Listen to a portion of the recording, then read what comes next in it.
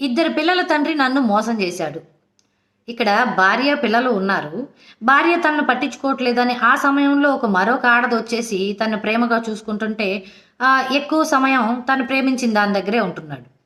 తన మీద ఎక్కువ ప్రేమ చూపిస్తున్నాడు అని చెప్పి నువ్వు తన ఆకర్షణలో పడిపోయి నీ అవసరాలు తనతో తీర్చుకొని తను కూడా తన అవసరం తీర్చుకున్నాడు అయిపోయింది. ఇక్కడ వాళ్ళిద్దరికన్నా నేనంటేనే ఎక్కువ ఇష్టం. నన్ను కూడా ప్రపంచానికి పరిచయం చేయాలి. ఆ రెండో దాన్ని పక్కన పడేసేసి నేను తన భార్య అంతే ఇంకెవరు వద్దు.